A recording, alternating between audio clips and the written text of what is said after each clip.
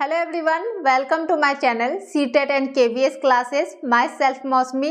तो चलिए आज की जो क्लास है उसे शुरू करते हैं। तो आज की जो क्लास है वो हमारे लिए बहुत ही ज़्यादा इम्पॉर्टेंट होगी, यानी हमारे केवीएस के एग्ज़ाम के लिए बहुत ही ज़्यादा इम्पॉर्टेंट क्लास होगी। क्यों? क्योंकि आज जो चैप्टर हम लोग पढ़ने वाले हैं, इस चैप्टर से हर बार आप लोग के केवीएस के एग्ज़ाम में क्वेश्चन देखने को मिले हैं। ठीक है, हर बार आप लोग के केवीएस के एग्जाम में इस चैप्टर से क्वेश्चन देखने को मिले हैं। तो आज की क्लास को आप लोग बहुत अच्छे से देखिएगा और पूरी देखिएगा, ठीक है। और साथ ही जितना हो सके आज की वीडियो को शेयर भी कीजिएगा, ताकि जो भी केवीएस के एग्जाम दे रहे हैं उन्हें भी हेल्प मिल सके। तो इस चैप्टर से जो क्वेश्चन पूछे जाते हैं बहुत अच्छे तरीके से क्वेश्चन रहते हैं, और साथ ही आपके मिलाप वाले क्वेश्चन भी इसमें रहते हैं। मिलाप वाले क्वेश्चन भी इसमें देखने को मिलते हैं, ठीक है। तो इसे अच्छे से पढ़ना है, और इस चैप्टर के एंड में हम लोग इसके प्रीवियस ईयर के क्वेश्चन भी देखेंगे, यानी इस चैप्टर से जो भी आपके प्रीवियस ईयर में क्वेश्चन पूछे गए हैं उसके कुछ क्वेश्चन है उसे भी हम लोग आज की क्लास में देख लेंगे, ठीक है। तो चलिए शुरू करते हैं। तो शुरू करने से पहले जो भी चैनल से नए जुड़े हैं वो लोग चैनल को सब्सक्राइब जरूर कर लीजिएगा, और क्लास को पूरी देखिएगा और अच्छे से देखिएगा, ठीक है, क्योंकि आपके केवीएस के एग्जाम के लिए बहुत ज़्यादा जरूरी है। तो हम लोग क्या पढ़ने वाले हैं? हम लोग हिस्ट्री एनसीईआरटी की बुक क्लास 6 की चैप्टर 7 को, क्लास 6 की चैप्टर 7 आप लोग का यहाँ भी लिख दिया गया है, वेरी वेरी इंपॉर्टेंट, यानी बहुत ही खास क्लास, बहुत ही इंपॉर्टेंट क्लास, ठीक है। आप लोग को इसमें ध्यान से पढ़े, जितना पढ़े आप लोग अच्छे से पढ़े इसमें, ठीक है। तो आज की क्लास में हमारा चैप्टर 7 क्या है?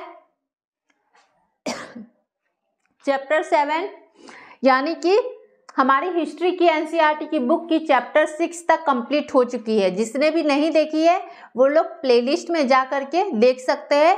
सभी क्लास बहुत इंपॉर्टेंट है, आपके केवीएस के एग्जाम से रिलेटेड है, उससे बाहर कुछ एक्स्ट्रा आप लोग को पढ़ने की जरूरत बिल्कुल भी नहीं है। तो हमारा हिस्ट्री का चैप्टर 7 क्या है? आपका नए प्रश्न और नए विचार, ठीक है। नए प्रश्न और नए विचार। अब क्या होने लगा, धीरे धीरे बदलाव आ रही है। चैप्टर 6 तक पुराना से बढ़ते बढ़ते अब हम आगे जा रहे हैं, ठीक है। सॉरी, मतलब नए प्रश्न अब आने लगे, अब एक नया विचार आने लगा, ठीक है। हो रहा है ना आप लोग के साथ भी? आपके गार्जियन के अलग विचार है और आप लोग के कुछ अलग विचार है, आप लोग के माइंड में प्रश्न उठते हैं। क्यों? क्योंकि आपके गार्जियन की जो सोच है, जो विचार है, वो वैसा क्यों है और ऐसा क्यों होना चाहिए, ये क्यों इस तरह के रूल्स जो है कि ऐसा होता है वैसा होता है, ऐसा ही करना चाहिए, ठीक है, ये सब क्यों है?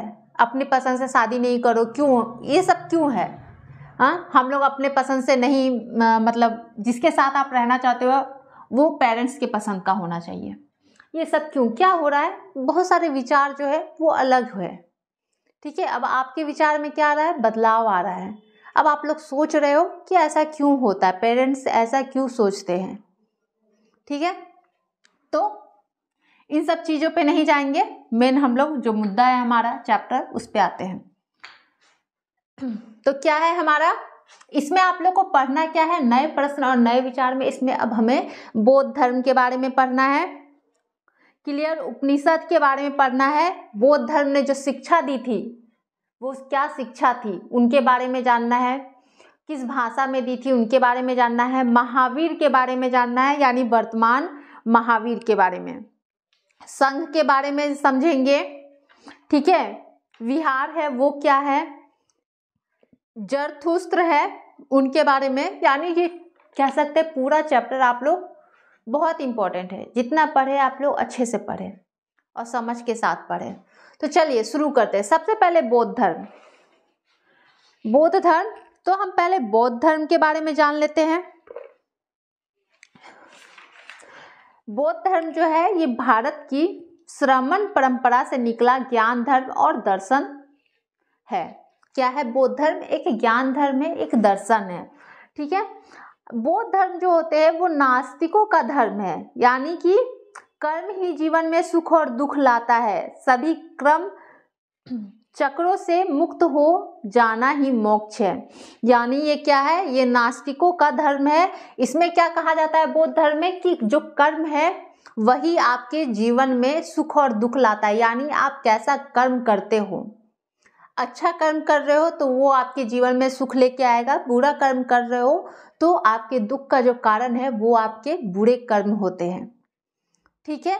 और इन सभी चीजों से मुक्ति पाना चाहते हो तो सिंपल तरीका है, सब कुछ त्याग दो। सब कुछ त्याग दो, सुख दुख, क्या सही है क्या गलत है, कौन है मेरा कौन नहीं, इन सभी चीजों को त्याग दो। उसी से क्या होता है? मोक्ष की प्राप्ति होती है। मोक्ष की प्राप्ति होती है।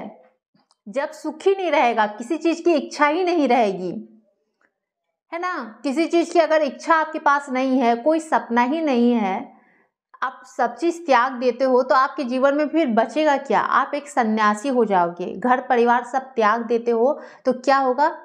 सन्यासी हो जाओगे, आपको मोक्ष की प्राप्ति हो जाएगी। क्लियर है? तो इनका सिंपल कहना था कि सभी कर्म चक्रों से अगर मुक्त हो जाना ही मोक्ष है। यानी आप सभी चीजों से मुक्त अगर हो जाते हो, अपने परिवार से, अपने कर्म से, क्या करना है नहीं करना है, किस चीज की इच्छा है लालसा है, इन सभी चीज से अगर मुक्त हो जा रहे हो तब आप समझ लो कि आपको मोक्ष की प्राप्ति हो गई है। ठीक है। तो बौद्ध धर्म के संस्थापक कौन थे? बौद्ध धर्म के संस्थापक सिद्धार्थ गौतम थे, जिन्हें बुद्ध के नाम से भी जाना जाता है। बौद्ध धर्म के संस्थापक सिद्धार्थ गौतम थे, इसे ही बुद्ध धर्म के नाम से जाना जाता है। इनका जन्म लगभग 2500 वर्ष पूर्व हुआ था। बौद्ध किस गण के थे? जो बौद्ध थे वो किस गण के थे? बौद्ध किस गण के थे?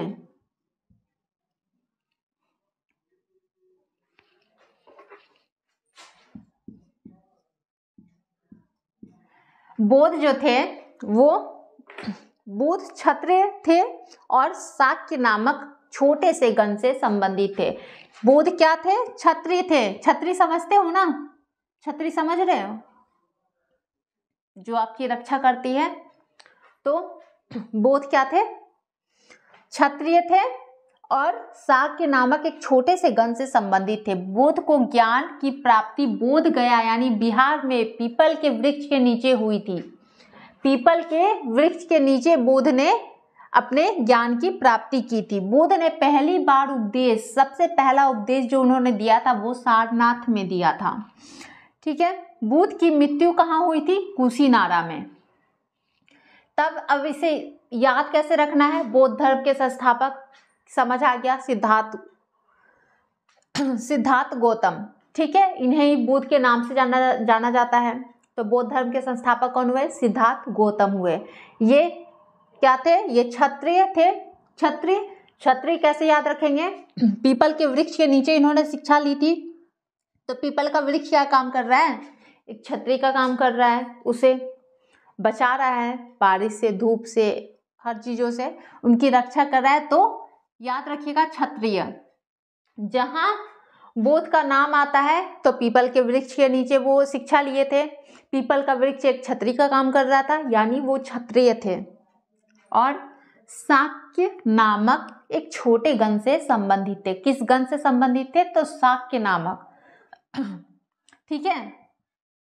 शाक्य नामक छोटे से गण से संबंधित थे। कैसे याद रखेंगे? छोटे छोटे जमीन पे क्या होते हैं? शाक। साग समझते हो ना? खाते हो ना? साग तो खाते होंगे। तो वैसे ही समझ लीजिएगा कि बुद्ध जो थे हमारे, वो क्या किए थे? वृक्ष के नीचे, पीपल के वृक्ष के नीचे ज्ञान की प्राप्ति कर रहे थे। वो क्षत्रिय थे।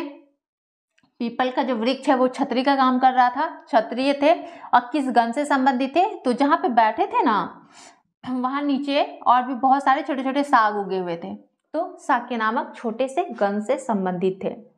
बस ये सब एक टेक्निक है याद रखने का, जिस तरीके से याद रख पाए हो आप, उसे कोई मैटर नहीं पड़ता है वो क्या आप समझ के उसको याद रख रहे हो, बस याद रखना है। अब उसे किसी चीज़ से भी जोड़ो, क्योंकि एग्ज़ाम में वो सब हमारे लिए कुछ मैटर नहीं करता है आप जोड़े किससे हो, बस एग्ज़ाम में हमें याद रहना चाहिए। और इतना जब कुछ आप लोग पढ़ लोगे तो दिमाग जो है ऑटोमेटिक बहुत सारा अंदर में पकड़ा होता है, ठीक है। तो उस समय हमें ये सब ही है कुछ कुछ पॉइंट जो हमारे लिए हेल्पफुल होते हैं एग्ज़ाम के टाइम।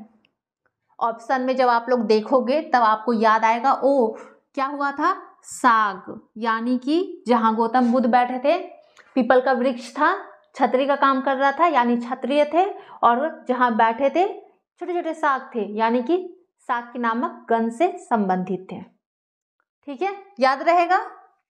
तो आप लोग जिससे कनेक्ट कर सकते हो कनेक्ट करो, ठीक है। याद रखने के लिए, दिमाग में सेट करने के लिए किसी से भी कनेक्ट करो, पर करो, दिमाग में रहना चाहिए। जब आपको क्वेश्चन दिखे तो आप सही करके आओ।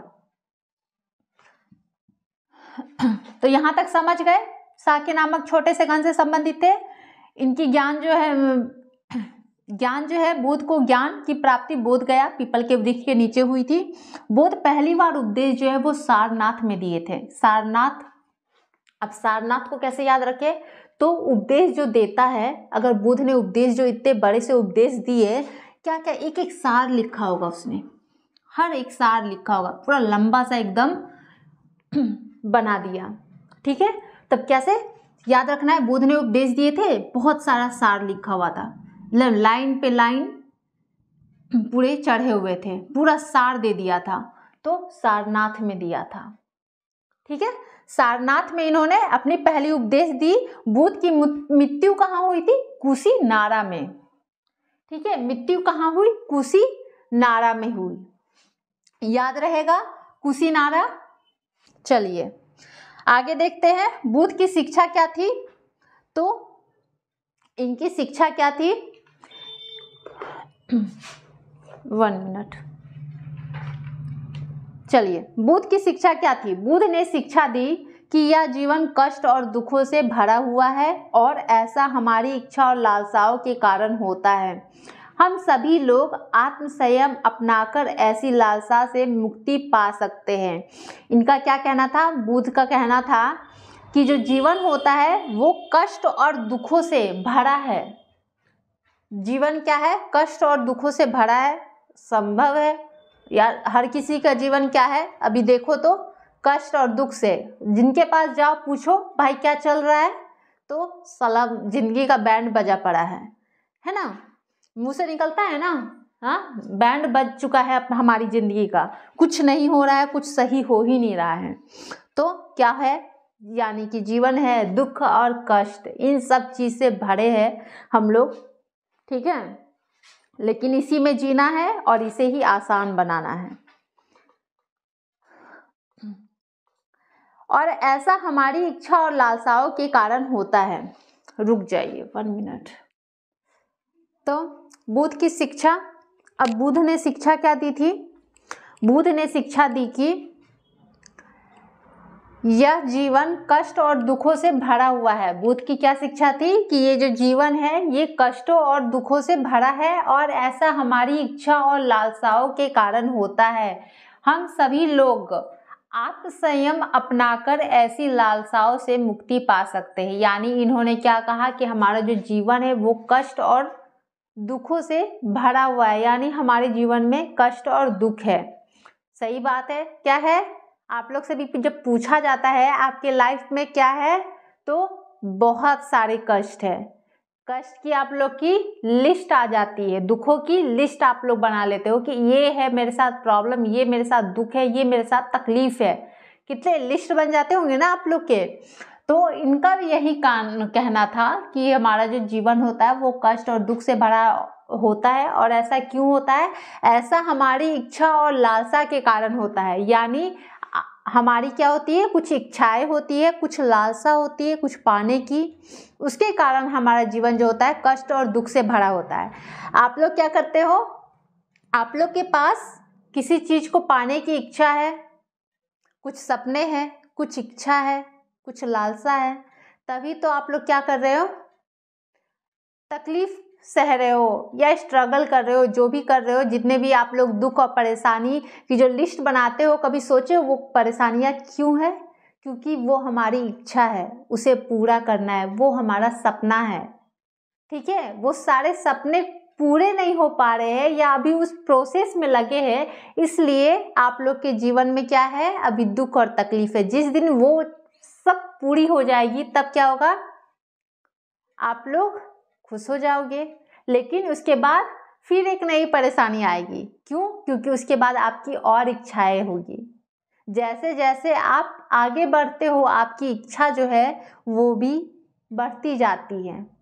ठीक है, तो अगर आप लोग ये सोच रहे होगे कि हम यहाँ से पढ़ाई करके एग्ज़ाम क्लियर करके जॉब पा लेते हैं, हमारी सारी प्रॉब्लम खत्म, तो सही है, आपकी प्रॉब्लम तो बहुत सारी खत्म हो जाएगी, लेकिन बहुत कुछ शुरुआत भी होगी, क्योंकि ये जीवन है, ऐसे ही चलता जाएगा।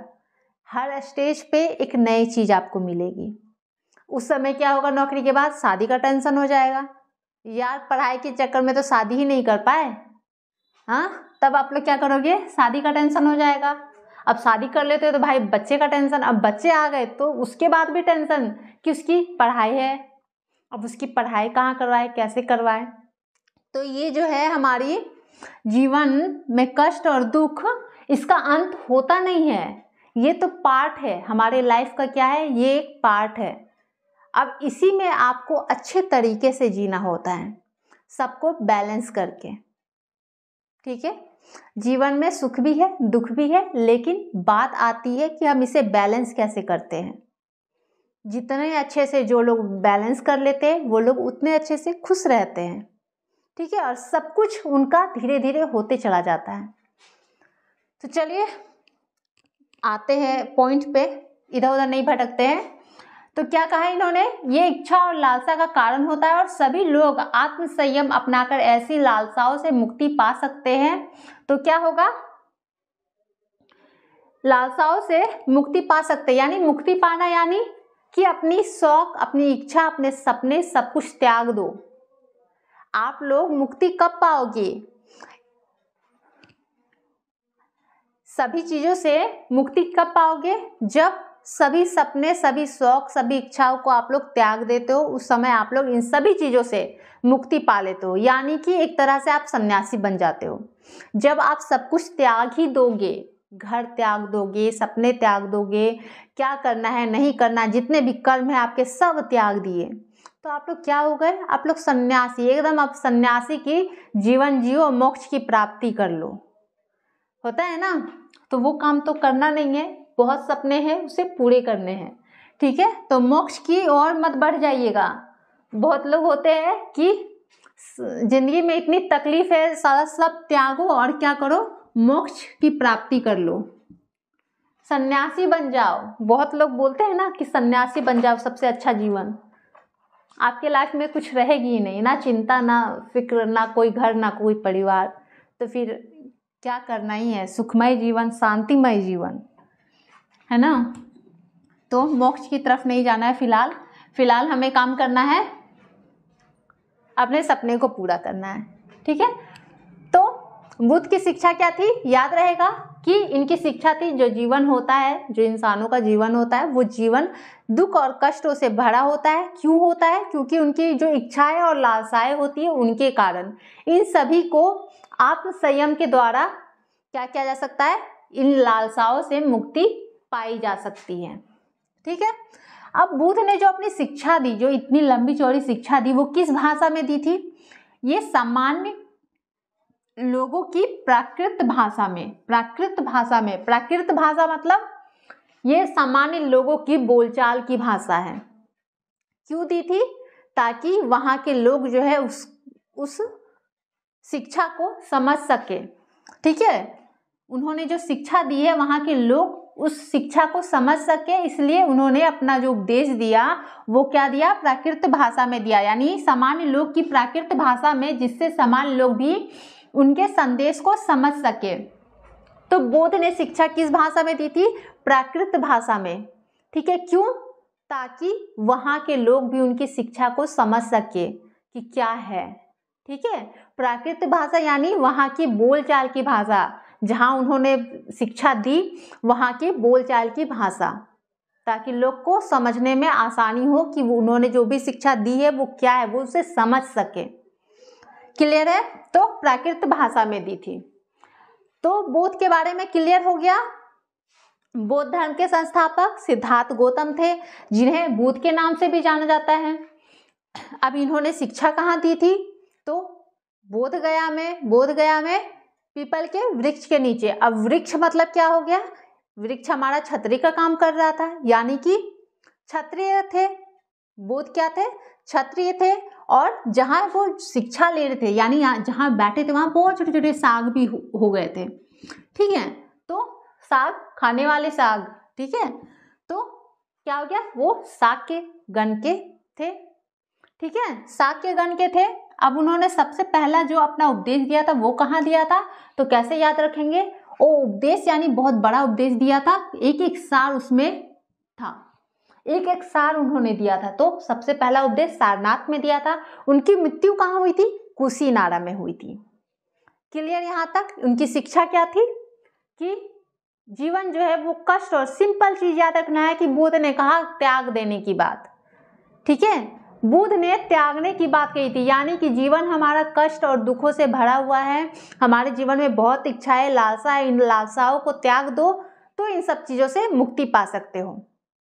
ठीक है, अब इन्होंने जो शिक्षा दी वो किस भाषा में थी, तो वो प्राकृत भाषा में थी। याद रखना है, प्राकृत भाषा में। प्राकृत भाषा यानी कि वहाँ के लोग उस भाषा को समझ सके, वहाँ के लोगों की बोलचाल की भाषा। ठीक है, अब नेक्स्ट आता है हमारा उपनिषद। उपनिषद क्या है, उपनिषद उत्तर वैदिक ग्रंथों का हिस्सा था। क्या था उपनिषद, उत्तर वैदिक ग्रंथ जो था उनका हिस्सा था। इसका अर्थ क्या होता है, उपनिषद का अर्थ होता है गुरु के समीप बैठना। ठीक है, उपनिषद का अर्थ गुरु के समीप बैठना। इन ग्रंथों में अध्यापक और विद्यार्थी के बीच बातचीत का संकलन किया जाता था, यानी अध्यापक और विद्यार्थी जो होते थे वो एक दूसरे के समीप बैठते थे, और क्या होता था, बातचीत का संकल्प होता है, किसी भी चीज के बारे में उनसे आमने सामने बातचीत का संकलन होना। तो उपनिषद कैसे याद रहेगा, उपनिषद जहां भी आता है आप लोग के, उपनिषद जो है वो किस ग्रंथ का हिस्सा था, तो याद रखिएगा उसे उपनिषद उत्तर वैदिक का। ठीक है, उत्तर वैदिक का, उत्तर मतलब सही। ठीक है, तो ये क्या है, उपनिषद यानी कि एकदम सही है, यानी उत्तर होगा। उपनिषद एक तो ध्यान रखिएगा, यहाँ भी ऊ और यहाँ भी ऊ, उपनिषद। ठीक है, उपनिषद उत्तर वैदिक, और दूसरा क्या, उपनिषद यानी हमारा उपनिषद तो सही बात है, तो उत्तर यानी कि सही। ठीक है, तो ये उत्तर वैदिक ग्रंथ का हिस्सा है। इसका अर्थ होता है गुरु के समीप बैठना, और इसमें क्या होता था, गुरु और विद्यार्थी के बीच बातचीत का जो है संकलन होता था। याद रहेगा। चलिए आगे देखते हैं। चलिए अब देख लेते हैं थोड़ा सा भारतीय दर्शन की जो 6 पद्धतियां थी, जिन्हें क्या कहते थे, षड्दर्शन कहते थे। ठीक है, भारतीय दर्शन की जो 6 पद्धति थी जिसे षड्दर्शन भी कहते थे। ठीक है, उतना ज़्यादा इम्पोर्टेंट नहीं है, लेकिन फिर भी हम इसे देख लेते हैं। ठीक है, थोड़ा ही है तो इसे भी देख लेते हैं। बाय चांस रिस्क नहीं लेना चाहिए, तो थोड़ा सा देख लेते हैं। इसके अंतर्गत वैशेषिक न्याय, संख्या, योग, पूर्व मीमांसा और वेदांत या फिर उत्तर मीमांसा आते हैं। अब षड दर्शन जो है इसके अंतर्गत क्या आते हैं, तो इसके अंतर्गत आपके वैशेषिक न्याय, संख्या, योग, पूर्व मीमांसा और वेदांत या उत्तर मीमांसा आते हैं। अब जो सबसे ज्यादा जो याद रखना है, जो ध्यान में रखना है, उसको ये रखना है कि वैश्विक दर्शन की संस्थापना, ठीक है, वैश्विक जो दर्शन है उसकी स्थापना किसने की, उसकी स्थापना स्थापना किसने की? किसने की? तो ऋषि कनद ने की। ठीक है, वैदिक दर्शन की स्थापना किसने की है? ऋषि कनद ने की है। न्याय दर्शन की स्थापना किसने की है? ऋषि गौतम ने की है। न्याय दर्शन की स्थापना किसने की? ऋषि गौतम ने की है। संख्या दर्शन ऋषि कपिल ने की है। ठीक है, पूर्व मीमांसा की स्थापना किसने की है? ऋषि जैमिनी ने। पूर्व मीमांसा अगर आता है तो जैमिनी याद रखिएगा, उत्तर मीमांसा आता है या वेदांत आता है तो व्यास ने की है। क्लियर है? अगर आपका वैश्विक दर्शन की स्थापना का आता है तो कनद, वैश्विक में आ जाता है कनद ने की है। न्याय दर्शन में गौतम, न्याय का बात कौन करेगा? गौतम करेगा, तो गौतम। संख्या दर्शन यानी संख्या में बताना, जहां आ जाए संख्या दर्शन का बात तो याद रखिएगा कपिल। ठीक है, संख्या का जहां बात आ जाएगा तो ऋषि कपिल। अब पूर्व मीमांसा की स्थापना किसने की? तो ऋषि जैमिनी ने। पूर्व मीमांसा यानी कि जैमिनी ने की है। उत्तर मीमांसा या वेदांत का बात आ जाता है तो ऋषि व्यास ने। ध्यान रहेगा। चलिए नेक्स्ट हमारा जो एक पॉइंट है, संस्कृत भाषा में व्याकरण की रचना किसने की है? अब संस्कृत भाषा में व्याकरण की रचना किसने की है? तो पाणिनि ने की है। याद रहेगा, पाणिनि ने की है संस्कृत भाषा में व्याकरण की रचना। व्याकरण, जहां व्याकरण आ जाए और संस्कृत बात आ जाए, संस्कृत भाषा में व्याकरण की रचना, तब आप समझ लीजिएगा पाणिनि। ठीक है, एकदम पानी के जैसा तरल, प्यारा, नर्म। ठीक है, तो पाणिनि ने की थी संस्कृत भाषा में व्याकरण की रचना। क्लास थोड़ा बड़ा भी हो सकता है क्योंकि चैप्टर बहुत इंपॉर्टेंट है, तो ध्यान से अपना जो है फोकस लगा के रखिए। चलिए तो देख लेते हैं हम लोग वर्धमान महावीर। ठीक है, तो ये कौन थे? ये जैन धर्म के 24वें तथा अंतिम तीर्थकर थे। कौन? वर्धमान महावीर। ठीक है, ये जैन धर्म के 24वें तथा अंतिम तीर्थकर थे। महावीर स्वामी वजीज संघ के लिच्छवी कुल के एक क्षत्रिय राजकुमार थे। महावीर स्वामी क्या थे? वजीज संघ के और लिच्छवी कुल के एक क्षत्रिय राजकुमार थे, यानी कि ये भी क्षत्रिय थे। ठीक है, तो जैन धर्म 24वें तीर्थकर थे। महावीर जो थे वो जैन धर्म के, अब हमारे क्या आ गया? जैन धर्म आ गया। अब जैन धर्म के 24वें तीर्थकर और अंतिम तीर्थकर कौन थे? महावीर थे। क्लियर है? वर्तमान महावीर। अब महावीर स्वामी जो थे वो वजीज संघ के लिच्छवी कुल के एक क्षत्रिय राजकुमार थे। अब महावीर स्वामी की शिक्षा, अब इनकी जो शिक्षा थी वो क्या थी? सत्य जानने की इच्छा रखने वाले प्रत्येक स्त्री व पुरुष को घर छोड़ देना चाहिए। उन्हें अहिंसा के नियमों का कड़ाई से पालन करना चाहिए, अर्थात किसी भी जीव को ना तो कष्ट देना चाहिए और ना ही उनकी हत्या करनी चाहिए। यानी इनका कहना था कि जो भी सत्य को जानने की इच्छा रखना चाहते हैं, चाहे कोई भी स्त्री हो या फिर पुरुष हो, वो लोग क्या करें?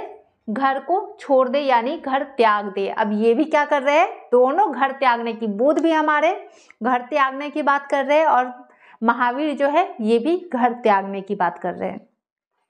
उन्होंने अहिंसा के नियमों का कड़ाई से पालन की बात कही है और उन्होंने कहा है सबसे बड़ा बात, जो किसी भी जीव की ना तो कष्ट देना चाहिए, किसी भी जीव को उसे ना तो आप कष्ट दे और ना ही उनकी हत्या करनी चाहिए। यानी जो भी जीव जंतु होती है उसे कभी भी गलती से भी ऐसा ना हो आपके द्वारा कोई तकलीफ हो या फिर उनकी हत्या की जाए। ठीक है, तो सभी जीव जीना चाहते हैं, सभी जीव जो है वो जीना चाहते हैं और सभी के लिए जीवन प्रिय है। ये जो कथन, जहाँ आपका जीव का बात आ जाता है कि सभी जीव को जीना चाहिए, सभी जीव को जीवन का अधिकार है या फिर जीवन प्रिय है, तो ये कथन किसका है? ये महावीर का है, वर्तमान महावीर का है। कौन थे? जैन धर्म के 24वें और अंतिम तीर्थकर थे। ठीक है, ये जो महावीर स्वामी थे वजीज संघ के लिच्छवी कुल के एक क्षत्रिय राजकुमार थे। इनकी शिक्षा क्या थी? कि सभी स्त्री पुरुष जो भी सत्य जानना चाहते, जो भी सत्य जानने की इच्छा रखते, वो लोग क्या करें? वो लोग घर छोड़ दें, सत्य जानना है तो घर छोड़ दो, अहिंसा के नियमों का कड़ाई से पालन करे और किसी भी जीव को ना तो कष्ट दे और ना ही उनकी हत्या करे। जब भी जीव का बात आ जाए कि जीव जीना चाहते हैं और सभी जीव के लिए जीवन प्रिय है, तो ये किसका कथन था? महावीर का कथन था। अब इन्होंने जो शिक्षा दी वो किस भाषा में दी थी? तो प्राकृत भाषा में, ताकि वहाँ के जो लोग हैं उनकी शिक्षा को समझ पाए, वो क्या बोलना चाह रहे हैं उस चीज़ को समझ पाए। तो बुद्ध ने भी प्राकृत भाषा में दी थी और महावीर जो थे इन्होंने भी अपनी शिक्षा प्राकृत भाषा में दी थी। क्लियर है यहाँ तक? अब हम देख लेते हैं जैन के बारे में। हमने बौद्ध के बारे में जान लिया, महावीर के बारे में भी जान लिया, अब हम जैन के बारे में थोड़ा जानते हैं। जैन शब्द का अर्थ क्या होता है? विजेता। ठीक है, जैन शब्द का अर्थ विजेता होता है। वर्तमान रूप में उपलब्ध जैन धर्म की शिक्षाएं गुजरात के वल्लभी नामक स्थान पर लिखी गई है। यानी जैन धर्म की जो शिक्षा थी वो कहाँ लिखी गई है? वो गुजरात के वल्लभी नामक स्थान पर लिखी गई है। तो जैन का अर्थ क्या होता है? विजेता। जैन का अर्थ विजेता। इसकी जो शिक्षा है वो कहाँ लिखी गई है? ये गुजरात के वल्लभी नामक स्थान पर लिखी गई है। जैन जहाँ आता है नाम तो याद रखिएगा गुजरात के वल्लभी नामक स्थान पर इसकी जो शिक्षा है वो लिखी गई है। क्लियर? नेक्स्ट है हमारा महावीर तथा बुद्ध दोनों का ही मानना था कि घर का त्याग करने पर ही सच्चे ज्ञान की प्राप्ति होती है। इन्होंने ज्ञान क्या चीज़ पे दिया थी? शिक्षा क्या चीज़ पे दिया? त्याग की बात की। ठीक है, कि जो लोग त्याग करते हैं उन्हीं को ज्ञान की प्राप्ति होती है, मोक्ष की प्राप्ति होती है। ठीक, तब महावीर और बुद्ध दोनों जो थे, महावीर और बुद्ध दोनों का ही मानना क्या था? कि घर का जो भी त्याग करते हैं, ठीक है, जो लोग भी घर का त्याग करने पर सच्चे ज्ञान की प्राप्ति हो सकती है। मतलब जो भी लोग घर को त्यागते हैं उन्हें ही सच्चे ज्ञान की प्राप्ति हो सकती है। ये महावीर और बुद्ध दोनों का ही मानना था। ऐसे लोग के लिए उन्होंने क्या किया था? बुद्ध और महावीर ने क्या किया था? ऐसे लोगों के लिए उन्होंने एक संघ नामक संगठन बनाया। यानी कि एक संघ नामक एक संगठन बनाया था जिसमें घर त्याग करने वाले लोग एक साथ रह सके। महावीर और बुद्ध दोनों जो थे इन्होंने त्याग की बात की थी कि जो भी घर को त्यागते हैं वही लोग सच्चे ज्ञान को प्राप्त कर सकते हैं। और इनके लिए क्या किया गया? एक संघ का निर्माण किया गया, यानी कि संघ नामक एक संगठन बनाया गया। संघ मतलब कौन सा संगठन बनाया गया था? बुद्ध और महावीर द्वारा। तो याद रखिएगा संघ मतलब होता है एक संघ में सभी को रखना, यानी जो भी त्याग करके आए हैं अपने घर को। इसमें क्या किया जाता था? जो भी घर का त्याग करने वाले लोग होते थे वो सब लोग एक ही साथ रहते थे, इस संघ में रहते थे। क्लियर है? तो किस संगठन को बनाया था इन्होंने ऐसे लोगों के लिए? महावीर और बुद्ध ने तो संघ नामक संगठन बनाया था। संघ यानी कि एक संघ, एकजुट में। ठीक है, जितने भी लोग घर को त्यागते हैं वो लोग इस संघ में आकर के रहते थे। क्लियर है? संघ में रहने वाले बौद्ध भिक्षु, यानी ये जो संघ में जो रहते थे वो लोग कौन होते थे? बौद्ध भिक्षु होते थे। ठीक है, उनके लिए बनाए गए नियम किस ग्रंथ में मिलता है? तो यानी बौद्ध भिक्षु के लिए अगर कोई घर त्याग करके आ रहा है, वो लोग संघ में, ये संघ नामक जो एक संगठन बनाया गया उसमें आया रहा, तो उनके लिए तो कुछ नियम भी तो होंगे। बिना नियम के तो ऐसा कुछ नहीं बनाया गया कि घर को त्यागो और आ जाओ। और ये उन सभी लोगों के लिए एक नियम होते थे। घर त्यागे हो, सब चीज को छोड़ चुके हो, तो उन लोग के लिए भी कुछ नियम है कि आपको मोक्ष की प्राप्ति कैसे होगी, आपको क्या क्या करना। ठीक है, मोह माया से बस दूर। तो उन लोगों के लिए भी नियम बनाए गए थे। वो नियम जो होते हैं वो किस ग्रंथ में मिलते हैं? तो वो विनय पिटक में मिलते हैं। याद रखिएगा, बौद्ध भिक्षुओं के लिए जो बनाए गए नियम है वो विनय पिटक नामक ग्रंथ में मिलते हैं। ठीक है, अब बौद्ध भिक्षु क्या है? बौद्ध भिक्षु संघ में प्रवेश लेने वाले स्त्री या पुरुष, ठीक है, जो भी अपने घर को त्याग करके आते हैं, अपना घर त्याग दिए, सब कुछ त्याग दिए, चाहे वो स्त्री हो या फिर पुरुष है, वो लोग कहाँ आते हैं? वो लोग इस संघ में आते हैं। ठीक है, तो संघ में प्रवेश लेने वाले स्त्री पुरुष जो होते हैं वो बहुत ही सादा जीवन जीते हैं और अपना अधिकांश समय जो होता है वो ध्यान करने में बिताते थे। यानी बहुत सिंपल जीवन, सिंपल तरीके से रहना, सिंपल सा खाना और अपना अधिकतर समय जो था वो ध्यान में बिताते थे। ठीक है, वो लोग अधिकतर समय जो है वो अपना ध्यान में बिताते थे और दिन में एक निश्चित समय में वे शहरों और गांव में जाकर भिक्षा मांगते थे। यही कारण था कि उन्हें भिक्षु कहा जाता था।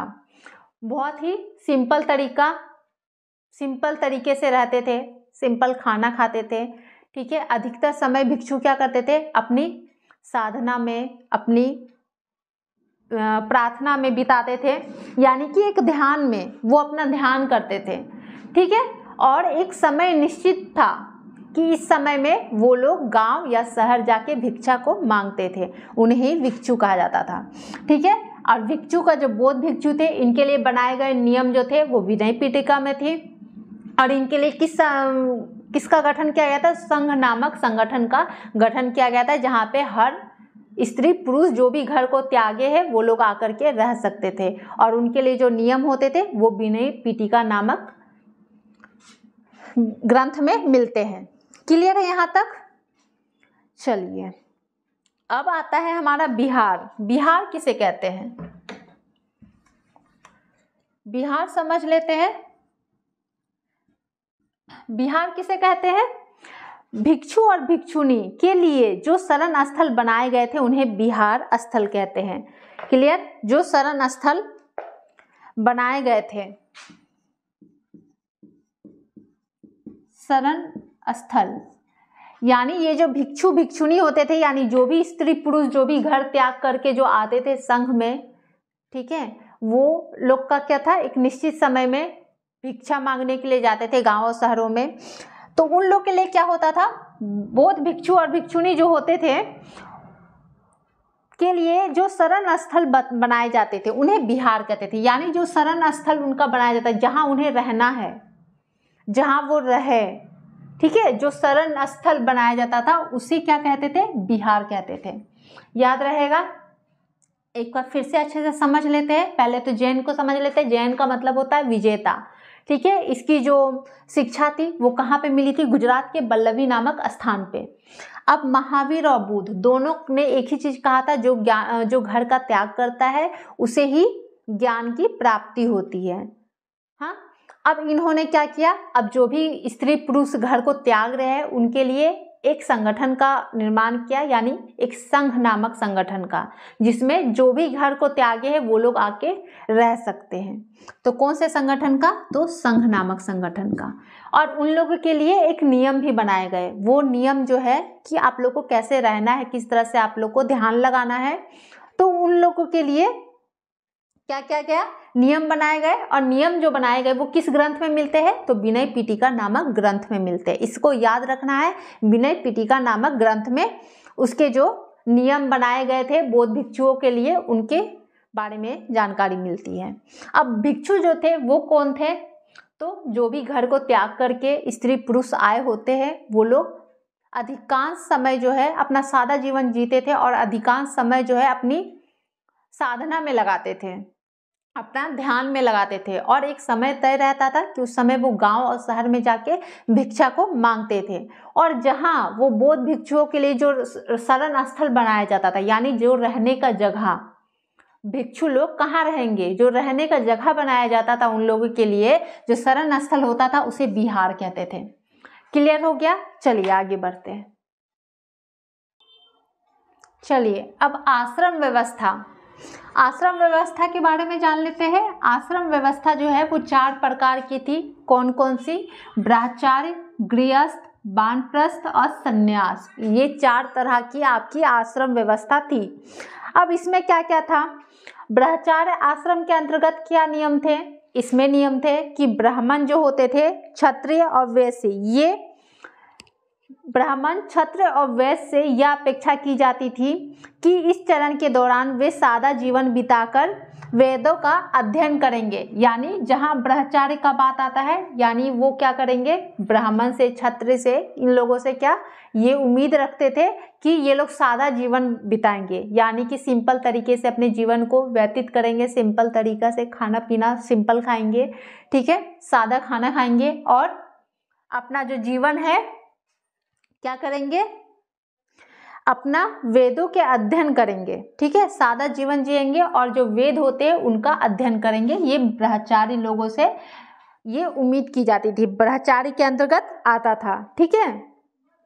मतलब जो भी ब्रह्मचारी बनेंगे वो लोग इन नियमों का पालन करेंगे कि वो लोग सादा जीवन जिएंगे और वेदों का अध्ययन करेंगे, अधिकतर समय अपने वेदों के अध्ययन में बिताएंगे। अब है गृहस्थ। गृहस्थ से क्या पता चलता है, गृहस्थ आश्रम के अंतर्गत क्या नियम थे, इसके अंतर्गत विवाह कर एक गृहस्थ रूप से रहना होता है, ठीक है। गृहस्थ का मतलब यही होता है कि विवाह करना और अपना एक गृहस्थ जीवन जो है बिताना। क्लियर, नाम से ही समझिए, ब्रह्मचार्य जहाँ आता है, सन्यासी मतलब ब्रह्मचार्य जब भी आता है नाम तो क्या होगा, सादा जीवन जीना। ब्राह्मण लोग जो होते हैं, जो क्षत्रिय लोग होते हैं, कैसे सादा जीवन जीते हैं, सिंपल सादा खाना खाते हैं, ठीक है, अधिकतर समय अपने वेदों के अध्ययन में बिताते हैं। गृहस्थ मतलब अपना जीवन शादीशुदा जीवन जीना, ठीक है, अपना घर बसाना। वानप्रस्थ, अब 1 मिनट, हाँ, वानप्रस्थ आश्रम के अंतर्गत क्या नियम आते हैं, इसके अंतर्गत जंगल में रहकर साधना करनी होती है। वानप्रस्थ यानी कि वन, जंगल, ठीक है। अब इसमें क्या होता है, वन में आपको रहना है, जंगल में आपको रहना है और साधना करना है। वन में क्या करते हो, साधना होता है। वन में जब लोग जाते हैं तो कौन से नियम अपनाते हैं, एक साधना का नियम अपनाते हैं। देखे हो ना कि वनों में बहुत सारे सन्यासी लोग साधना में अपना जीवन जो है पूरा बिता देते हैं। क्लियर है, तो वानप्रस्थ में जंगल में रह के साधना करनी होती है। और सन्यासी आश्रम के अंतर्गत क्या नियम थे, सन्यासी आश्रम के अंतर्गत सब कुछ त्याग कर सन्यासी बनना होता है। अब सन्यासी में मतलब सब कुछ त्याग दो, सन्यासी का मतलब सब कुछ, घर परिवार, मोह माया, दुख दर्द, जो कुछ भी है आपके जीवन से जुड़ा हुआ उन सभी को त्याग दो और एक सन्यासी जीवन जी लो, सभी चीज से मुक्ति पालोगे, है ना। तो ज़्यादा अगर परेशान होना है, होते हो तो क्या करो, सन्यासी जीवन जी लो, सब कुछ त्याग दो, ठीक है। पर ऐसा करना नहीं है, अब सच में आप लोग सन्यासी मत बनने लग जाइएगा तो आफत हो जाएगी, है ना। आपके पीछे आपके मम्मी पापा परेशान हो जाएंगे कि मेरा बेटा वो पढ़ने के लिए भेजे और ये मेरा बेटा सन्यासी बनने के चक्कर में लग गया, है ना। तो वो काम नहीं करिएगा। अब है हमारा नेक्स्ट जो लास्ट अब इंड होने वाला है, जरथुस्त्र कौन थे, ये कौन थे, एक ईरानी पैगंबर थे। जरथुस्त्र कौन थे, ईरानी पैगंबर थे, याद रखिएगा।